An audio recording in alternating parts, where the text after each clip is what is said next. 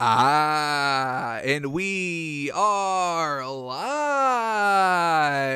Welcome back to Takes by Fans. We got a great show for you today. As always, we are live every single day at noon Eastern. If you want to watch live, head over to twitch.tv/takesbyfans. If you want to watch but not live, head over to our YouTube channel, Takes by Fans. We post all of our shows and clips of the show there on a daily basis.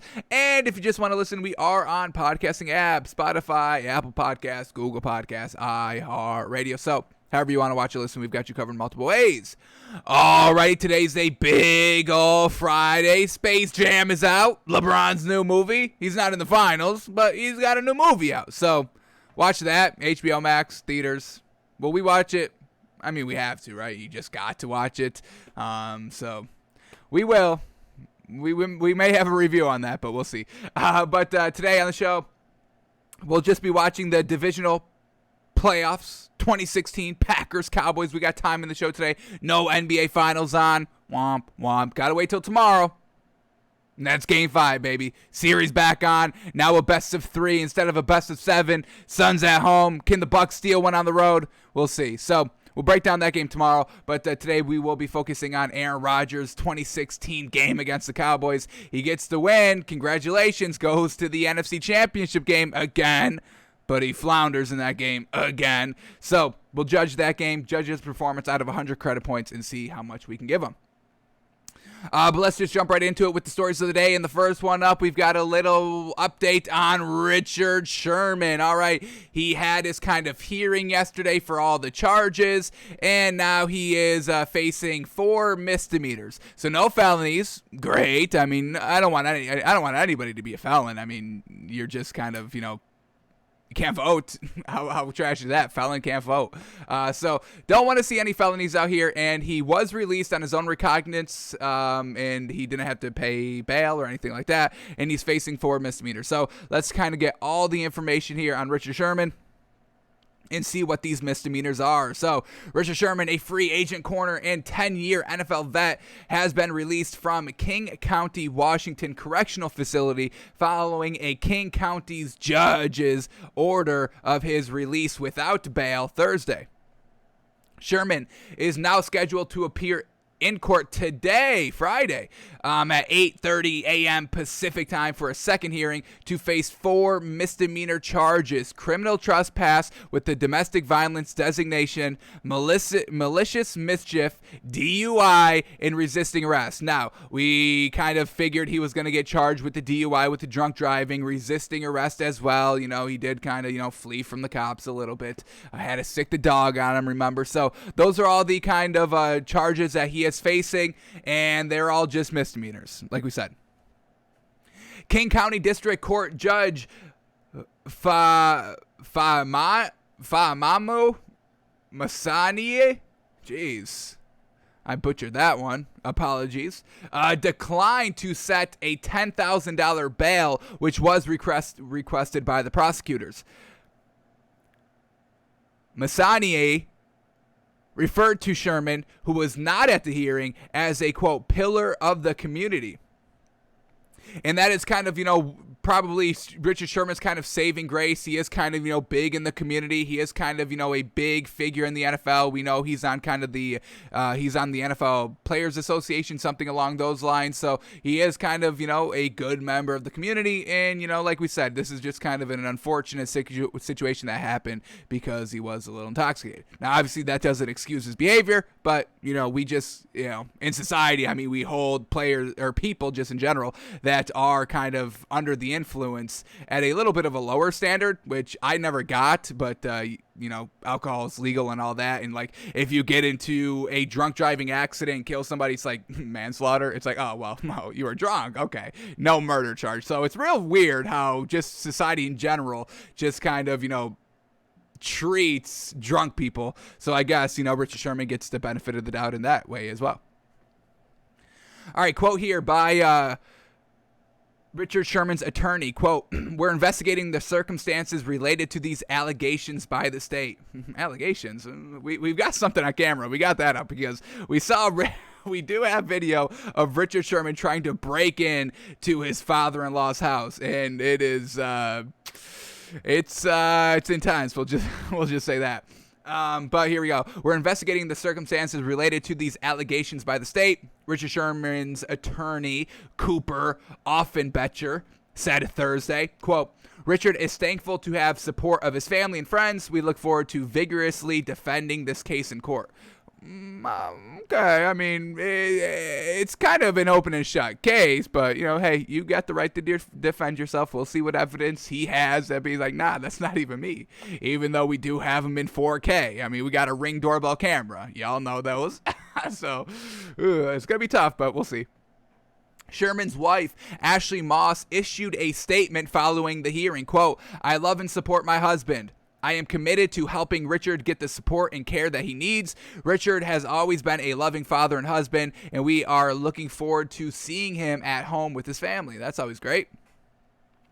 Sherman, 33, was arrested near Seattle on Wednesday morning and booked for resisting arrest, malicious mischief, and burglary domestic violence. He was also being investigated by Washington State Patrol in an alleged hit and run and DUI while driving through a closed construction zone. All right, and then they just go into the article with just more information on the arrest and basically everything that we've covered already. Fleeing from the officers, resisting arrest, using the K9, all of that. So that's where we're at with Richard Sherman. Let me just quickly see if there is any update, because that hearing did take place today at 11:30 Pacific time. And what is Pacific to Eastern? Jeez, let's get that up. Maybe it hasn't happened yet. It's the most is like 4 hours now, so maybe 12:30. Let's see. And Washington is all the way over there. Let's see. Eastern time is 3 hours ahead of Pacific time, so 8:30 to 9:30, 9:30 to 10:30, 10:30 to 11:30. That hearing is probably wrapping up, if not in place. So probably don't have anything just quite yet on the man. Let's see. Seeing if he pleads guilty to all those charges, not guilty, what do we get? And nothing is updated. So we'll have to wait probably till tomorrow. The story continues. But, the 4 misdemeanor charges and, DUI and resisting arrest pretty much going to have to probably take on the chin. Probably can get the criminal trespass and malicious mischief probably dropped. It's just because, the family is like, hey, we really don't want to press charges, stuff like that. They're all calling this kind of an out-of-character moment, an out-of-character event. And we just heard the quote from his wife saying, hey, we want him back with our family. We want to get him kind of the help that he needs and all that. So they don't really seem like they want to press charges, but with the DUI and resisting arrest, they really don't have any say over those. So we really think those are going to be the 2 charges that stick, and having a DUI is never great. Luckily for Richard Sherman, he can pay. I mean, that's the big kind of deterrent of getting a DUI. It's like, oh wow, you'll have to pay $10,000. Unfortunate. So if you got the money, get all the DUIs you want. No. All right. But let's go to this, because we do have this man on camera right here. Video of Richard Sherman trying to break down his father-in-law's door. This Twitter user calls it terrifying.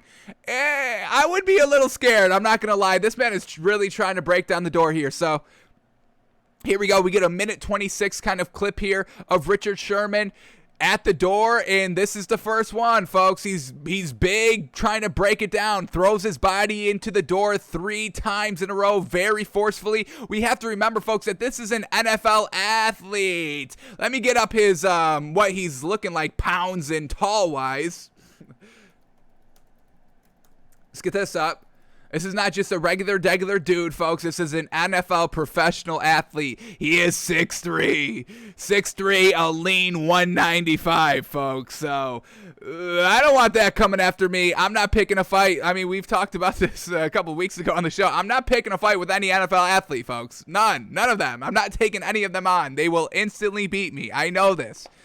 So if there is an NFL athlete 6'3", 195 at my door, that's a professional cornerback that is used to kind of jamming up receivers at the line, I'm not messing with that. So, and then he just keeps yelling, come through. So, and once again, we don't really know what set Richard Sherman off. I'm sure something was said. Maybe they were trying to keep his kids away from him or something. Yeah, he keeps saying, like, come through because he wants to fight somebody in the house. So I probably would have called the police too. If this man's at my door actively trying to break it down, yelling and screaming for me to get my ass outside, basically saying come through, I'd probably call the police too. So he just keeps saying come through. And, we have to remember that this man was drunk. And I don't know if he was. So maybe he does have a good defense with that DUI. Just because I'm not hearing, any of the classic, drunk, slurring of the words, anything like that. He looks fine. He just looks angry. He's not slurring his speech. He's not tripping over the words. He's saying come through. That's the only words that we get from him for the entire 126. He just keeps shouting come through, come through, come through. As in, come outside and let's get it done. Let's do this thing. I'm here for a reason. Y'all know why I'm here, and you better come outside so we can handle this like grown men out here. So that's what he's saying in the video, and so he takes a couple of seconds off of trying to break down the door, and then we get a second action coming up of him trying to break it down again. But once again, not stumbling around. Just looks a little upset, a little angry, obviously, yelling, trying to turn the handle, ringing the doorbell, come through again. And then there we go, the second time, just trying to push down the door, just like jamming the door like he jams like a wide receiver at the line of scrimmage, folks. And then after that, he walks away. And that is all the video that we have on Richard Sherman. So, I would say, they had the right to call the police. I mean, like I said, folks, if he got through that door, this is why we have doors. This is why we have locks on the doors to keep, like, people and animals out of our house. That's why we have a house. That's why we evolved to build houses, to have a little bit of safety, a little bit of shelter, to keep out people and animals. That's like the only thing you keep out of your house, no? What else are we keeping out of the house? People and animals. So, I guess they had the right to call the police. I probably would have done the same thing in this situation because he was very angry, and we just saw that. So I'm not trying to get beat up. I'm just trying to stay safe. I'm in my home. I am in my home. You cannot hurt me in my home. So that's where we're at with Richard Sherman. He's got another hearing today in which, once again, we'll probably see what he pleads to the cases. And hopefully we get a little bit more of a better understanding of what is going on, just what set this man off. We still don't know the overall reason. If we had the reason, then, maybe, I don't like to, excuse any of these actions here, obviously, but we can have context, and context matters in everything, folks. The context is the only thing I care about. I don't care what you say. I don't care what you do. I just want to know the context behind it. That's it.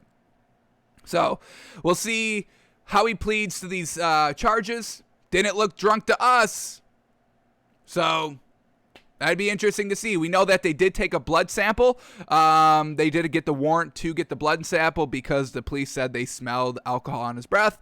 So we'll see. All right, let's keep moving on here. Let's talk about the Patriots. Cam Newton back at it here and talking about, his kind of competition with Mac Jones. And, when we go back to, DraftKings here, I thought this was real interesting when we first initially looked at it. The odds of who the starting quarterback is going to be week 1 for the Patriots with Mac Jones being a plus 220. We really thought that was interesting because we really didn't think that Mac Jones really had that much of a stake to be the week 1 starter or even a starter in general in this league. But, by the odds, he's got to be showing a little something on the field during the OTAs and mini camps already because we see that Justin Fields is plus 300 and Mac Jones is plus 220. That's not making any sense to us. So we do have to kind of credit that this is going to be a true, maybe not a true quarterback open competition there in New England, but we do have to kind of take it as, Mac Jones could be the week 1 starter if Cam Newton is still not getting it done throwing the ball. Now, we've been hearing from Bill Belichick and Josh McDaniels saying that, Cam Newton's learning the playbook better. He's coming in a little bit more confident, calling the plays more confidently, understanding the kind of route trees of the plays a little bit more in depth, having that season under his belt. So, we do expect Cam Newton still to win the starting job, but it still could be a little bit of a close race. So let's go back to the odds. We haven't checked it this week, folks. This is our big one, folks. This bet we are living and dying by on. We are kind of setting our reputation on this bet that Justin Fields is going to be the week 1 starter. So we like to keep up with that. But let's see what let's check that and also check what Mac Jones is at as well. So here we go. Can we get it? Divisions Team futures? Hang on, they moved it. All right, they updated a lot of their NFL bets. So let's see if I can get back here quickly. Interesting. Did they get rid of the off-season specials? Can we not even bet this anymore?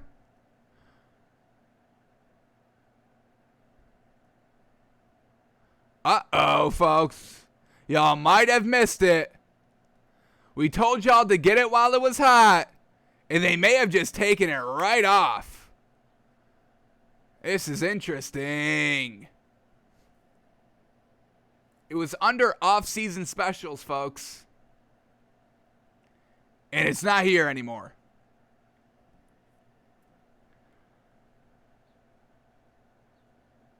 Wow. They were probably losing too much money on that Justin Fields bet. They had to pull them all, folks. That's the only logical understanding.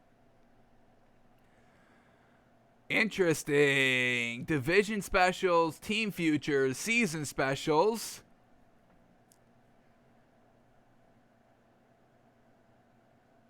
Player totals, player futures. A Tom Brady special. What is this bet? Will Tom Brady break the all-time passing yards record against New England Patriots in the 2021-2022 regular season? Interesting.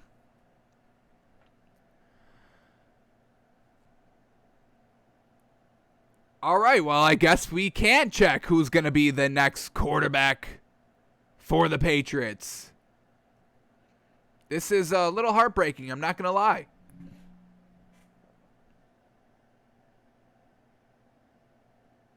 I don't even know where to look. I mean, I've looked at every category. They took it right off.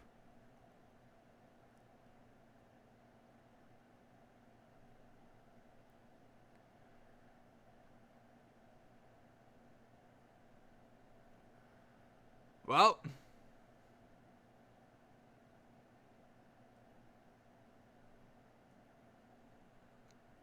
maybe I have to click on their team.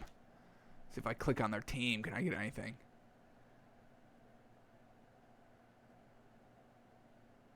Doesn't seem so.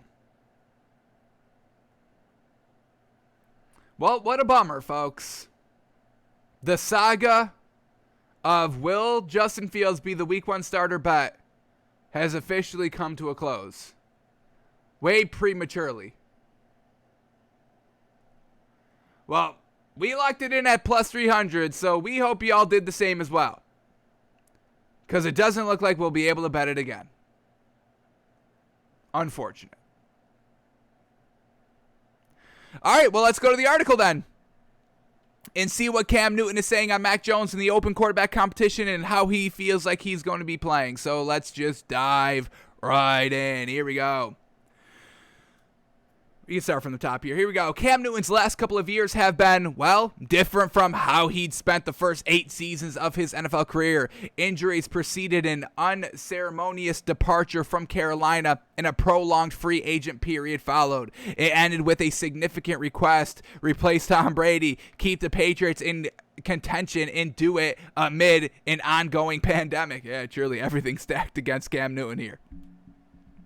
Ultimately, Newton wasn't able to complete the Herculean task, and frankly, it's more likely no one would have gotten the 2020 Patriots to the Super Bowl. Yeah, absolutely. I mean, those receiving corps was absolutely trashed. They had no running game. The defense, a lot of players kind of opted out, and Stephon Gilmore was a little hobbled throughout the entire season. So, offense, defense, nothing was solid. You put Tom Brady back on that team, probably not going to the Super Bowl. They'll probably squeak out maybe 10 wins and maybe get a wild card spot and maybe upset the wild card game, but I don't really see them going any much further than that. You put Justin Herbert on that team, yeah, then maybe they win the Super Bowl, but that's really the only option there.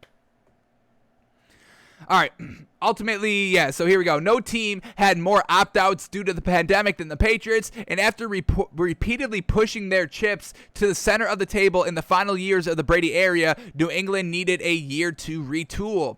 Newton didn't exactly walk into a perfect situation in New England, but didn't have much in the way of options either. The former NFL MVP played on a deal that only the lowest tier of backup quarterbacks might consider, but it did so as a bet on himself. A year later, the Patriots are gearing up for Newton to make a similar wager with the hopes of seeing a better return. Quote by Cam Newton, quote, "For me, the Patriots organization has been impeccable," and Cam Newton has been praising everything about this Patriots team.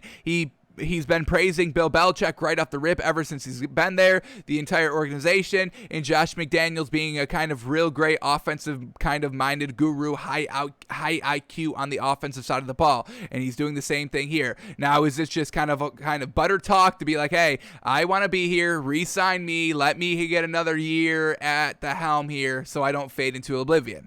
We'll see. Back to the quote. Here we go. Quote, "So my time here has been everything I could have asked for. I guess it's now time for me to uphold my end of the bargain through and through." And like we said, it was just a passing ability by Cam Newton that was absolutely not great last season. And this is going to be the true season. Was it Cam Newton or was it just the overall receivers? Because like we said, they went out and kind of beefed up their just overall offensive roster. Their offensive roster is 1,000,000% better than what it was last season. Let's get it up. We know they got 2 solid tight ends. They still don't have a great running back. That is still something, not the greatest. They got Damian Harris, just all right. Sony Michel backing him up. Damian Harris, 691 yards last season. Sony Michel, 449 yards last season, so not a tier 1 running back. And that's a little unfortunate with Cam Newton because you can run some read option with them, but not having a great running back, it kind of water downs that kind of read option kind of playability just a tad. All right, so they got Jacoby Myers, Nelson Aguilar, and Kendrick Bourne. So this is solid kind of tier 2 wide receivers right here. Do they have height? Kendrick Bourne is 6'1". I believe Nelson Aguilar is 5'11". They got him listed as 6 foot. I don't know about that. I don't know about that. And then we got Jacoby Myers. I believe he's like 6'1", 6'2". All right, even better. Love it. 729 yards from him last season. So they've got 3 solid wide receivers there. Not bad. And then their tight ends of Hunter Henry and Jonnu Smith. I mean, both gone to the tight end university. Hunter Henry, 6'5". Absolutely love it. He had 613 yards last season. And then Jonnu Smith, 6'3", 448 yards last season. So they've got solid tight end depth there as well. So it's going to be up to Cam Newton. It's sink or swim this season for Cam Newton. Can you go out and get it done? Or are they going to have to rely on Mac Jones kind of midway through the season? We'll see. All right, let's keep going back to the article here. Early in the 2020 season, the Patriots had adopted a new offensive identity with Newton at the controls. New England won its opener over Miami with Newton rushing for 15 times for 75 yards and 2 touchdowns. It nearly took down Seattle in Week 2 thriller that ended with Newton mere feet from scoring a game-winning touchdown. And did he fumble there? Is that the game he fumbled? And we kind of lost all respect for Cam Newton at that time. Maybe that was the Bills game. Yeah, it might have been the Bills game. Where he's on this kind of game-tying, game-winning drive, and he just fumbles the ball. Very, very unfortunate. All right, then COVID directly affected the team, removing Newton from New England's Week 4 game against his Kansas City Chiefs and sending the Patriots into a 4-game losing skid. From there, the Patriots essentially played 500 ball, going 5-4 in their final 9 games to finish 7-9. That's not bad overall, man. Bad start, just a bad overall team, and they still kind of went 500. Not total bad. That's something that you can definitely build off, and once again kind of rises up the pressure for this Patriots team to be good, because you went 7-9 with absolute garbage all around you, folks. I'm not going to sugarcoat it. That Patriots team just kind of roster-wise, talent-wise on the offensive side of the ball was just absolutely very, very, very, very, very, very, very lackluster. Maybe one of the worst offensive teams there was in the league, and they still went 7-9. Give credit to Bill Belichick, and that may be it. So definite pressure here for the Patriots to kind of get back to what they've been the last 20 years, a great solid team, and pressure of Cam Newton to be like, hey, you got to get more than 7 wins. You got to compete for a wild card. Competing for the division is going to be tough just because of the Bills and potentially the Dolphins, but definitely got to be competing for the playoffs in some aspect. The promise of a Newton-led Patriots team faded, and New England returned to its bunker to plan for the offseason. The Patriots emerged a stronger team, at least on paper, 1,000% they did. And Newton knows there's no more time for excuses. Exactly what we're saying, folks. Put up or shut up. You went 7-9 with trash. Now you've got some solid. I mean, this is a winnable roster, folks. This is a winnable roster. Winnable. Jacoby Myers, Nelson Aguilar, and Kendrick Bourne. I mean, folks, these are 3 solid Tier 2 wide receivers. You can win with this. Sony Michel, Damian Harris, you can win with those running backs. Hunter Henry, we love it. Winnable roster. Gotta win now. All right, and there's no more time for excuses, especially after the Patriots drafted his projected successor in Mac Jones. And I'm not the biggest Mac Jones believer, folks. I do really not think he will be starting this year. I think his kind of, year at Alabama, the 1 year that we're kind of basing everything off of for him was just kind of him having real great talent all around him. And, if, Mac Jones was on last year's Patriots roster, they go 0-16. There is no debate, there's no doubt. And even with this roster, I mean, a rookie quarterback with Tier 2 receivers, that's a recipe for disaster as well. So, Cam Newton's been in this league. He knows how to win. He's been to a Super Bowl. He's been an MVP. He's played at a very high level. So this is why we believe that Newton can make these kind of Tier 2 receivers into a winnable playoff contending team. Where Mac Jones, there's no Devontae Smith on this team. There's no second best running back in the NFL right now, Najee Harris on this team. There's no Jalen Waddle on this team, shifty, fast wide receiver. You got Tier 2s. Devontae Smith, Jalen Waddle, Najee Harris are all A1 Tier 1 players in college. So I'm not the biggest Mac Jones supporter. We have him very low on our big board. We have him number 5 above Trey Lance, and we don't believe in Trey Lance either. So we'll see. All right, back to the article here. Quote by Cam Newton, quote, "I know who I am. At times, I do remind myself people forget who you are and what you've done. So now I'm in a position now where I need to be my best self. It's really put up or shut up." And, Cam Newton has been solid. We could bring up his career stats real quick because he did have a real great, that MVP season was real solid by this man. But once again, it was always kind of, rushing the ball. He's a great kind of dual threat quarterback. First year, he threw for 4,000 yards. Absolutely fantastic. What did he rush for that year as well? Hang on. He rushed for 700 yards rookie year as well. So 4,700 yards in total. Absolutely fantastic. That's rookie year, folks. His MVP season, 2015. He threw for 3,800 yards, 35 touchdowns, 10 interceptions, and he had, this is what we're talking about with Cam Newton, 59% completion percentage. It's really never been there. He's a career 60% completion percentage. His best season was 67% completion percentage in 2018. Other than that, it's really all just high 50s, 59s, 58s. So that's our one biggest knock on Cam Newton. He's not a pure passer. He's not a great, just pure passer. He's got his legs and his big frame to help him out a little bit. But back to his MVP season, 3,800 yards passing, and I believe he had another 1,000 yards rushing. Let's see here, 2015. Only 600. Oh, wow, this was a lot less than I actually thought it was. All right. 600 yards rushing, 3,800 yards passing, so kind of, 4,400-ish kind of territory there, 4,200-ish right there. So we just want to see this man be a little bit of a better, just kind of pure passer. He did have 35 passing touchdowns. How many rushing touchdowns did he have? Another 10, so 45 touchdowns in all. That's pretty solid as well. So we just need to see this man be a little bit of a better passer. Last year was absolutely horrendous. Now, we had 65% completion percentage, but what have we been saying, folks? A lot of completion percentage were inflated last season, and we're going to figure that out. Was it because no fans in the stands, nobody making noise? You can kind of, shout across the field to your wide receivers, and they can hear you perfectly clearly. We know when everybody's kind of rocking and roaring in the stadiums, you got to get in real close or you're not going to be able to hear them. Folks, we see that all the time in the NFL.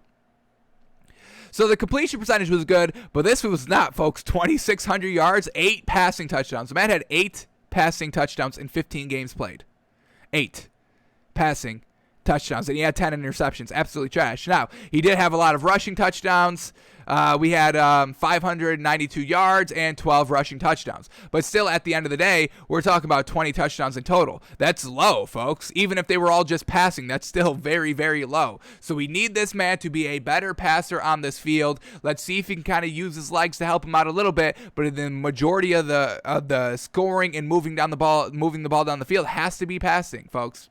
Cam Newton's not a 1,000-yard rusher. Lamar Jackson is and Patrick Mahomes is. But, Cam Newton's kind of, second tier in that running ability. Now, he's big and beefy. He can kind of, get it done in the middle of the field. He doesn't have to kind of, be a Lamar Jackson, be a Patrick Mahomes that, slides, way early or just kind of runs toward the sideline.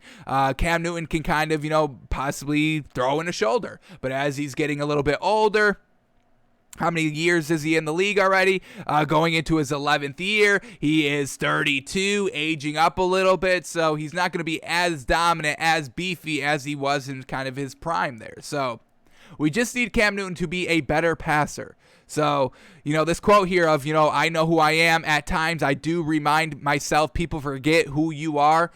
It's not that we're forgetting who you are. It's just, it's hard to be at the top of your game. Like we talk about this all the time, and I think a lot of people forget this, folks. It's hard to maintain top-level status for more than one season. Everything that we've been seeing in the last 20 years, folks, have just been pure outliers. Having like 6, 7 great, potentially greatest of all time quarterbacks grace our eyes in this 20-year spread of Drew Brees, Big Ben, Tom Brady, Aaron Rodgers, Peyton Manning, maybe Eli Manning, maybe.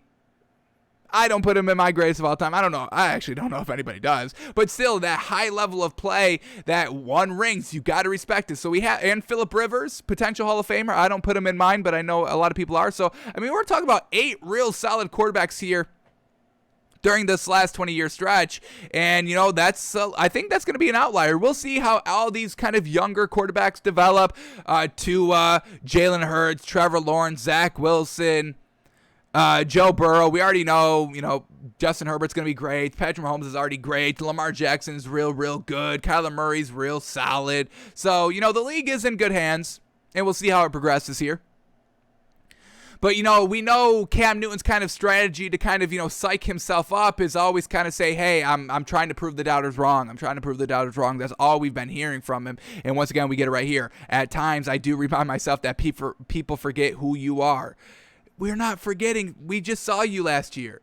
This is not who you are. Well, it's kind of who you are. A little better rusher than you are a passer, but 8 passing touchdowns, that's not going to get it done, folks. Patrick Mahomes is a dual threat quarterback, and the man had 50 touchdowns like 2 seasons ago, folks. We're not talking like this is out of the ordinary and that we're holding Cam Newton to some kind of higher standard that we don't hold anybody else to. It's nothing like this. This is extremely low, and 2,600 passing yards is so low, I can't even believe it. Ryan Tannehill. Let's bring up Ryan Tannehill's stats. Now, like we said, Cam Newton didn't have any weapons. Ryan Tannehill has been working with some great weapons there ever since he's been to Tennessee. But let's see what Ryan Tannehill has been doing, because this man's thrown for like 4,000 yards. And I want to say, I didn't remember Cam Newton's rushing stats being this low. I thought he had a couple of 1,000-yard rushing seasons, but he never did. The highest rushing season he had was his second year in the league at 741. Actually, it was in 2017 with 754. So, he's never been this 1,000-yard rusher. Ryan Tannehill, he's not close to a 1,000-yard rusher, but I think he's kind of in the same category of like solid 400 to 500. Ryan Tannehill, 3,800 yards passing in 2020. And then he also had, wow, I was a little low on that. He only had 266 yards rushing. All right. All right, I'm a little off on my numbers here, but hey, questioning our own narratives, going back, I've got no problem with that. 2019, Ryan Tannehill threw for 2,700 yards and rushed for only 185. Wow, that 2019 season, but once again, he only started 10 games, so that's his excuse there. Cam Newton doesn't have that excuse. So just overall, we need to see Cam Newton be a better passer. That's it. That's all we want to see. The completion percentages are so low too. Jeez, man. Like, I can't get behind 50. I can't get behind less than 60, folks. If you give me 60 and then you're also good in some other areas, maybe I can forgive it, but I cannot forgive anything less than 60. And he threw under 60 1, 2, 3, 4, 5, 6 times. 6 out of 10 years, this man is throwing less than 60% completion percentage, folks. That is truly trash. Truly trash. That's so trash, folks. I don't know what to tell y'all. That's so trash. Very, very bad. So we just need Cam Newton to be a better passer. But back to the quote here. Let's finish up the article. At times, I do remind myself people forget who you are and what you've done. So now I'm in a position now where I need to be my best self. It's really put up or shut up time. And he said the same thing last season, folks. This is why we can't get big on Cam Newton. We gave him his kind of third strike, his second chance. I don't know if we can do it again this year. All right, let's see what else we get here in the article. Jones lingers behind Newton as a symbol of New England's long-term plans, but unlike a rebuilding team, Patriots fans don't need to pin their hopes on the chances of a future season. On paper, they're strong enough to make noise in 2021 with Newton under center. Strong enough to make noise? It's going to be small noise. It would be like, hey. Like that type of noise. It's not the Colts where like it's like yeah. It's not the Chiefs where it's like yeah. It's not the or the Bucks where it's like yeah. It's a little yeah. That's the noise that they're making. I mean, like we said, Cam Newton can't pass, and he's got tier 2 wide receivers. So we'll see. All right, if Newton learned anything from his experience in Carolina, it's that things can go south quicker than most anyone expects. There's no use in handwriting and long-term security when there are games to win in the near future. With this in mind, Newton hasn't taken any issues with the New England spending the highest pick on an addition to his position group. Quote, come on, man, let's be honest. I've been playing this game long enough to know, like, that's the right pick. I've said it numerous of times. What you're not going to get out of me is a disgruntled person. Mac and Cheese, which they call it Mac Jones, Mac and Cheese is a person who, ever since I've seen him, has come on into the locker room with a business approach, doing the initiatives of learning his teammates, understanding that I've got to raise my level of play from the collegiate level to the professional level. I'm here for him, and as well as he's here for play, just like Jarrett Stidham, just like Brian Hoyer, it's no different. Our job is to be the best player that we can possibly be for the New England Patriots. No matter what is asked of us, it's our job to be that. So that's what it pretty much comes down to. So when Mac was picked, there was no type of ill will feelings, and there's still no ill will feelings because competition brings out the best in everybody. And that is something that we definitely hope Cam Newton kind of takes, man, this competition here.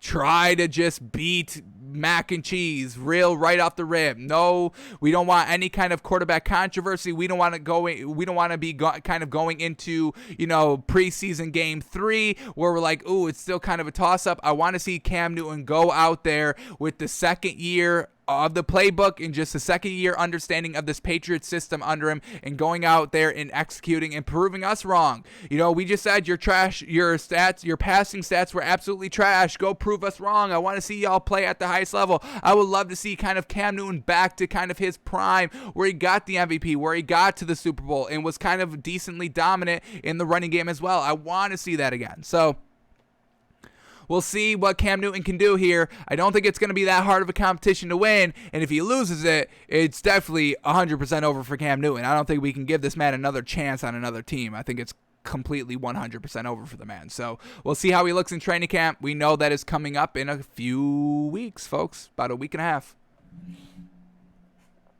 All right, let's keep moving on here. And man, oh man, oh man, Tom Brady never ceases to impress us, folks. That's all it comes down to. The man is great. The man's the greatest of all time. I don't think there's an argument to be made. I think it's clear cut, sign, seal, deliver. It's not like basketball where, LeBron James and Michael Jordan, you can make the debate. I don't think you can make the debate here in the NFL. It's Tom Brady, and I don't care who you put number 2, but it's Tom Brady number 1. I think, are we all on the same page on that?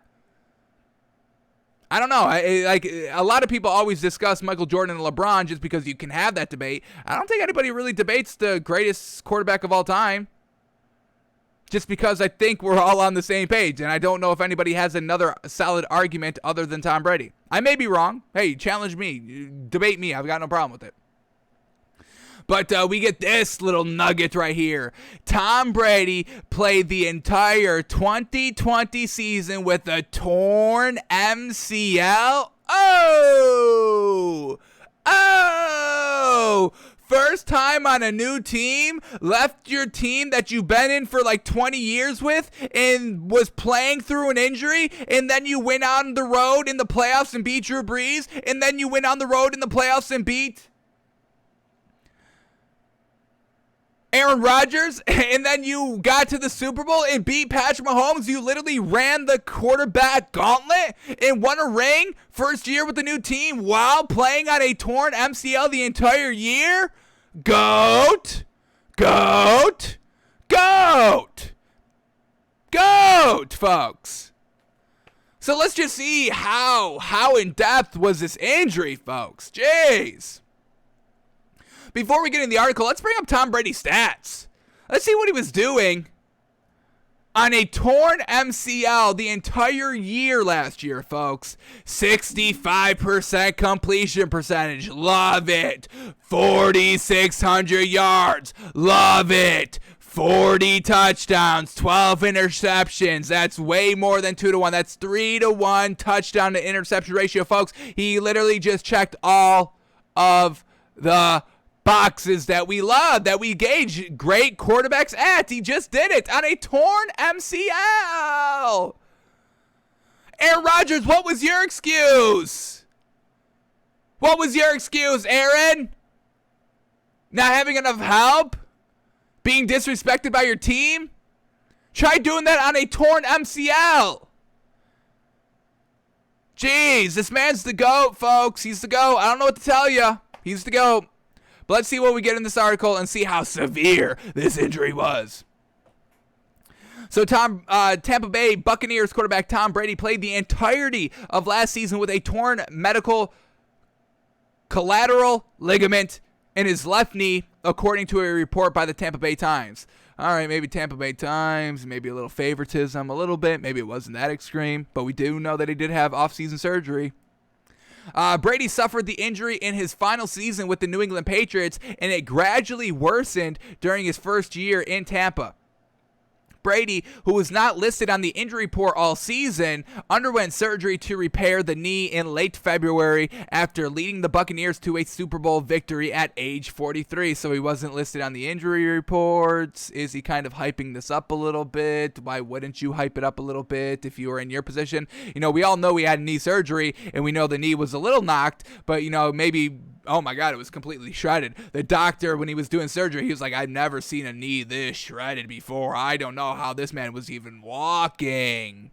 I'd hype it up. Why not? You can't fact check me. It's HIPAA, baby. Can't ask my doctor. I'll sue my doctor if he says anything, and then I'm a billionaire. So either way, I'm winning. Either way, y'all are buying into the story, and I'm winning, or I'm suing my doctor for malpractice and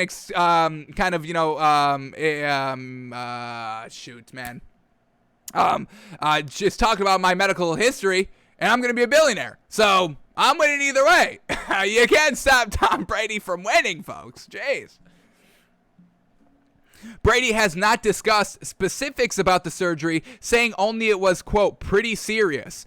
Brady suffered a torn anterior cruciate ligament in the same knee during week 1 of the 2008 season.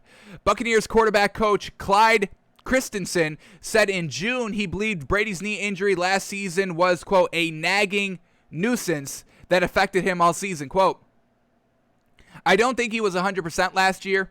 Christensen said. His quote, or close to a quote, was, hey, I'm going to get my knee fixed up, and I'm going to be better next year, and you're going to be excited about that. So, once again, we're not really getting anything confirming that he was playing the entire season on a torn MCL. Brady hasn't said anything about it. A lot of people are just saying this, so maybe this isn't 100% true. Maybe. Brady, who will turn 44 on August 3rd, wore a brace on his left knee during the Buccaneers Super Bowl boat parade, but wearing the brace is not uncommon for Brady, who also wears it when golfing and during other recreational activities. I didn't see him wearing a boot during the match, but he did have his surgery before then. The 7-time Super Bowl winner was named the Super Bowl MVP for the 5th time in his career after passing for 201 yards and 3 touchdowns in Tampa Bay's 31-9 victory over the Chiefs. Brady passed for 4,600 yards and 40 touchdowns while leading the Bucs to an 11-5 record during the regular season. So, is this entirely true? We're not really getting it straight from the horse's mouth, so maybe it's not that extreme. He just said it was pretty significant, and that's all we get on. But we'll take it. We won't, put 100% belief in it, but we do know that Tom Brady's knee was not 100%, and for that, we can still give him a lot of respect for what he did last season. So, Aaron, there's no more excuses. When has Tom Brady ever made an excuse, folks? Never. Never, ever. Never made an excuse, not having all the weapons. Bill Belichick not kind of, totally respecting him 100% either, focusing on the defensive side of the ball. Bill's draft picks at wide receiver never panning out. I mean, he's never publicly talked about it. He never had any public kind of backlash toward the Patriots organization. But Aaron Rodgers, year after year, it's excuse after excuse after excuse. Could you imagine if Aaron Rodgers had a torn MCL the entire season? That man would be saying that every single day.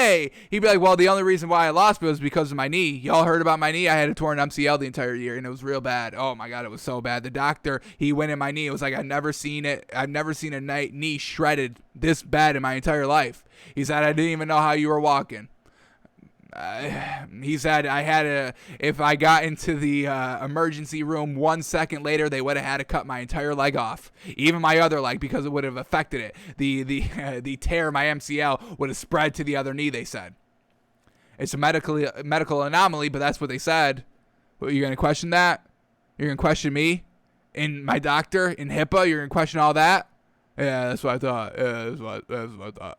So, Tom Brady, no peep, wins the Super Bowl and's like, hey, I'm having surgery. Oh, what are you having surgery on? Oh, yeah, my knee is, I don't want to get into details, but yeah, it's a little pretty serious. Oh, my God, are you okay? What happened? Oh, yeah, it's nothing. That's Tom Brady. Cool as a cucumber. Oh, it's nothing. I just wanted a Super Bowl with a pretty significant knee injury, but yeah, don't worry about that. Aaron Rodgers, oh my God, I can't beat Tom Brady because of my knee. Oh, after that, after, in the regular season, throwing his first pick 6 against Tom Brady's Bucs, he'd be like, oh, coach, I can't play no more. Oh, my knee's acting up. Oof. Aaron, what happened? I didn't tell y'all, but I have a torn MCL. Y'all didn't know that? Yeah, it's so bad, I can't play no more. So, that's the difference, folks. That's the difference between Tom Brady and Aaron Rodgers. I don't know what to tell you. All right, let's keep moving on here, and I love this, folks. Ooh, I love this. Now, we were just talking about buying into the Seahawks a little bit better because of their new offensive coordinator, Shane Waldron. Russell Wilson said, he's having a lot of collaborative effort. He's kind of taking input by a lot of other people here on the Seahawks team, so we love that. And now, so we actually bought the Seahawks up a little bit more than we liked them previous to that. And now we're going to be buying the Seahawks team even more because we get this little nugget right here. Rams coach Sean McVay, like we kind of saw that Shane Waldron was the passing game coordinator and offensive coordinator for the Rams the past couple of years. So, and now he has just made the switch to the Seahawks. But the Rams coach, Sean McVay, was asked for his favorite, quote, big brain play last season on the latest Flying Coach podcast. And Sean McVay said, quote, "I don't know if I had a big brain play, but a good copy play. The 2-point play that we scored against Green Bay, stole that one from the Miami Dolphins via Shane Waldron finding it." So, man, oh man, we love this. This man is, actively watching everybody in the NFL, seeing what they do, and then incorporating it into his offense as well, because he knows his playmakers can make that same play. So, Shane Waldron now being the new offensive coordinator for the Seahawks, watch out, folks. And the fact that they kind of implemented this play this season and all that, this is absolutely fantastic. Shane Waldron is going to be a great offensive coordinator for the Seahawks team. And now he's working with freaking Russell Wilson and Pete Carroll and DK Metcalf and Tyler Lockett. They're going to be doing some explosive things there. When he was with the Rams, you had Jared Goff, little limited in his kind of quarterback skills a little bit, but now you got Russell Wilson, who can literally do whatever you want, whatever you can draw up, whatever you can imagine, whatever you can think of. Russell Wilson will go out and do it probably as perfectly as you drew it up, honestly. So we can watch the play here. This is the play that he is referring to right here, the Dolphins 2-point conversion. Here we go. It's Tua throwing the ball to a wide receiver, a little bit of a wide receiver screen, and then they hand it off to the running back, and he gets in for the 2-point conversion. And like we said, Shane Waldron actively watching what other teams do, and then still implementing that during the regular season. So this play happened on we were 8-5, so that's 13, and then you add that other week. So this was week 14 that the Dolphins did this play, this kind of trick play. And then the Rams went out and did it. When was this? Rams, Packers. When was this? We don't get we don't have their record on their scoreboard, so we don't know what week that is. So let's get this up right here.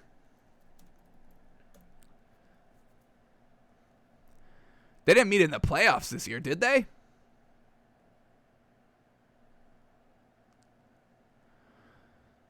Let's see, games and schedules against the Green Bay Packers. It was, wow, he used that in a playoff game as well. Love that, folks. Do or die situation. They were down.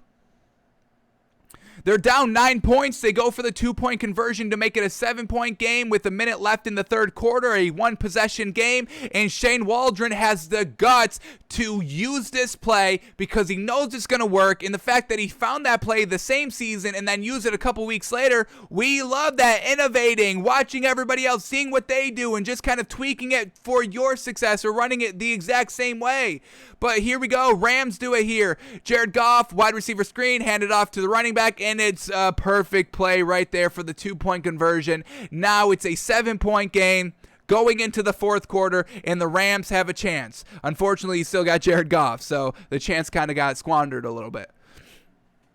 But watch out for the Seahawks with Shane Waldron. Now we're buying this team. I think we said we were kind of on the Seahawks at like a 70, 75. We bumped it up to 80. Now I'm bumping up the Seahawks to about 90, folks. I'm loving what we're seeing early, what we're hearing early on from Shane Waldron. I truly think this man is going to have the goods and that he is truly going to be great here for the Seahawks team of all the talented pieces all around them in this offense here. So we're real kind of... It's tough on who we truly love in this division here, whether it's the Seahawks or Rams number one. It's real close. We had kind of the Rams number one early in the offseason, but everything that we've been hearing from the Seahawks, they are just climbing, inching way closer to that top spot of the NFC West, folks. Man, Shane Waldron, folks, remember the name. The man is going to lead this Seahawks team probably back to the promised land of a real great season and a potential Super Bowl win, honestly. Potential. I wouldn't put it past this man. I'm loving it. Alrighty. Last story to talk about here. We got a little bit of a trade rumor potentially here. So a source says Blazer star Damian Lillard to request a trade in the days to come. Folks, of course, he's got to leave. He's way too good. He's the clutchest player in the NBA. He'd be a great number two. I don't know if he's a true number one in this league that can kind of single-handedly lead his team to the playoff or to the championship and win it. We've kind of seen it flounder a little bit. But he'd be a great number 2, and an extraordinary number 3. He doesn't need to be a number 3, but we know you kind of need 3 superstars on a team to kind of be competitive in this league.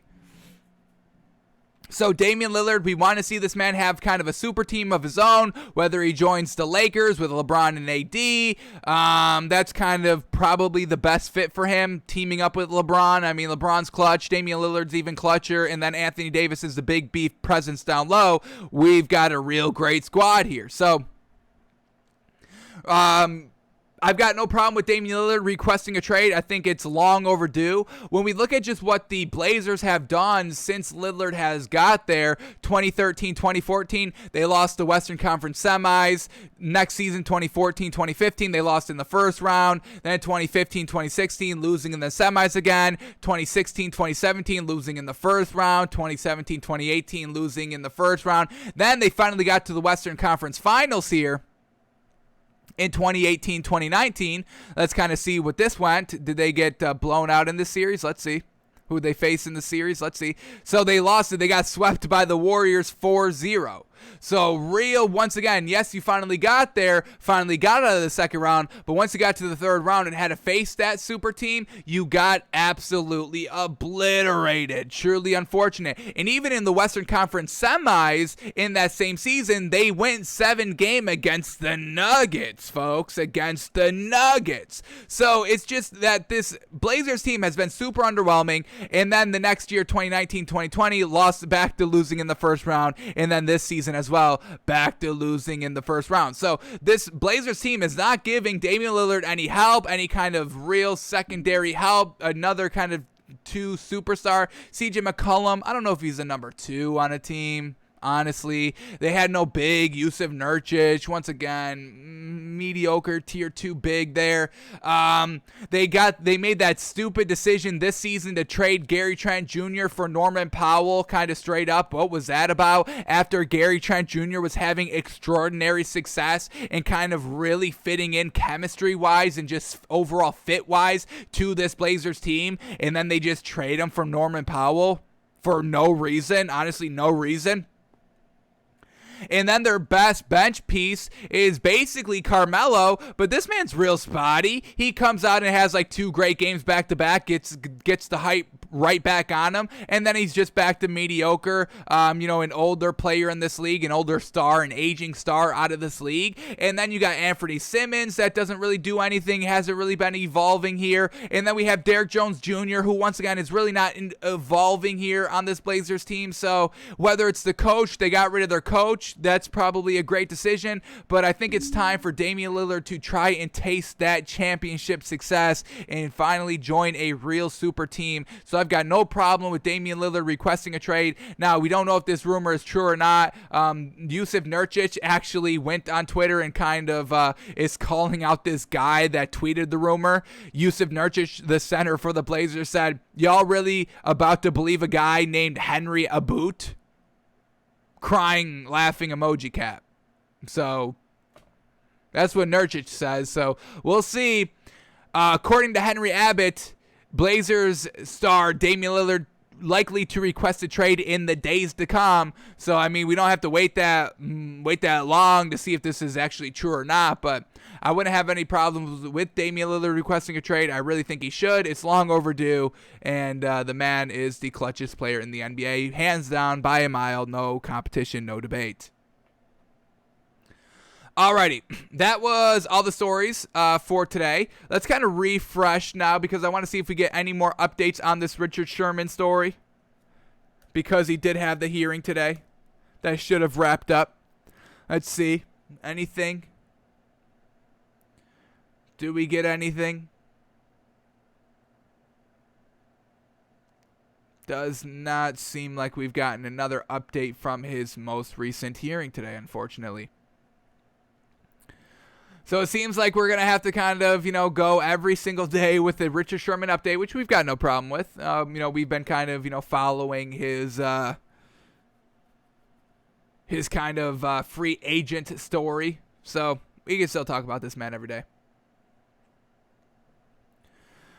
All right, so no update on Richard Sherman, unfortunate. But those were all the stories that we needed to cover for today, so let's head over and watch and judge Aaron Rodgers in his next playoff game here. The last time we saw Aaron Rodgers was in the wild card game against the Giants, and we gave him a score out of 75 out of 100 credit points. Missed a lot of opportunities. Three and outs to start the game. Took a couple of sacks and knocked him out of field goal position, and luckily the defense kind of clamped up at the end and forced a couple of turnovers and definitely stopped Eli Manning from scoring the ball. So now we go to the 2016 divisional game against the Cowboys here. We'll look at the stats, we'll watch the drive charts, we'll watch the film, and see how much credit Aaron Rodgers deserves for this playoff appearance. And we do this, folks, because everyone calls this man the greatest of all time. Aaron Rodgers says, it's always other people, the coaching staff, the players, it's never me, and we are investigating that actively. Does this man deserve credit? Is this man, great, and, he is the reason why they are winning all these playoff games, that they're even competitive, and are his teammates the reason why they single-handedly lose all these playoff games? So that's our kind of goal here. We've been watching every single playoff game, and now we're at the 2016 divisional game. So here we go. The Packers win close here, 34-31 against the Cowboys and Dak Prescott. So let's look at Aaron Rodgers' stats first here. We got 28 of 43 for 355 yards. That's real great. 2 touchdowns. He did have a turnover, 1 pick. Did he fumble? No fumble. Great. So only 1 turnover by Aaron Rodgers. And let's see what his completion percentage is in numbers. It is 65%. So that's actually real solid there. We love that. So yards is great. Completion percentage is great. The interception is not great, but we'll see when it comes and how it looked. Now let's look at his counterpart, Dak Prescott. Is this his first year in the league? I don't think it is. Don't believe this is that. I think he started in 2015, maybe 2014. Let's see here. Dak Prescott. This was his first year. Wow. First year, rookie year, getting to the divisional game. Absolutely love it, folks. That's fantastic. All right, so Dak Prescott had 24 of 38 for 301 yards, 3 touchdowns, and 1 pick. So little bit of an outplay there by Dak Prescott. Did he fumble? He did not fumble. Love it. So only 1 turnover by both. And like we said, we want to see Aaron Rodgers capitalizing on that interception, scoring at least 3. We won 7, but you got to score on that turnover. So let's see how this game played out. Watch the drive charts and watch some film. So the Cowboys go and score a field goal on their very first possession. Love that, putting the pressure on Aaron Rodgers, and he goes and answers back with the touchdown of his own. So that's fantastic. Aaron Rodgers getting out to a very hot start. That's exactly what we want to see, folks. So let's watch this entire first drive. It's only 5 plays, so we'll probably get a big hitter play by this Packers team, and we'll see if Aaron Rodgers is the one to do so. So here we go, starting at their own 25-yard line, already down 3-0. Pressure is on. Let's see. Ending to this game, and Rodgers, a hell of a performance here. I think this is the best playoff game we have seen Aaron Rodgers play, folks. I truly do. This is absolutely spectacular right here. Very well done to Aaron Rodgers here. So now to give him credit, we're going high with the credit points in this game, folks. Very, very high. I'm going 97 out of 100. That game-winning throw to set up the field goal, you gotta love it. The points where I was knocking him on was not capitalizing on the Dak Prescott turnover and throwing a turnover of his own. That's where I knocked a lot of points off. I probably knocked off 10 points down to 90 because of that. But because of that last throw right there, I brought it all the way back to 97. An absolutely magnificent performance by Aaron Rodgers. Got out to the hot start, 3 straight touchdowns on your first 3 drives. Coming out of halftime, you throw the ball, you throw a touchdown. Love that.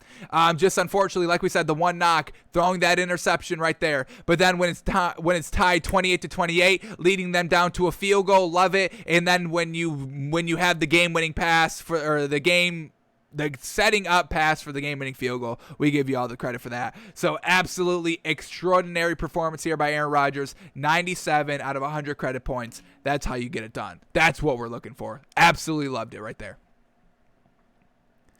Alrighty, folks, that's going to do it for us today. Thanks for tuning in. Thanks for watching. Thanks for listening. Anything breaking as we were live. Does not appear so. Breaking baseball news, but who cares, folks? Who cares? It's baseball. It's regular season baseball. Let me know when the playoffs come, and then I'll start watching and paying attention. All right, but that's gonna do it for us today, folks. Alrighty, folks, we are out of here. We'll see you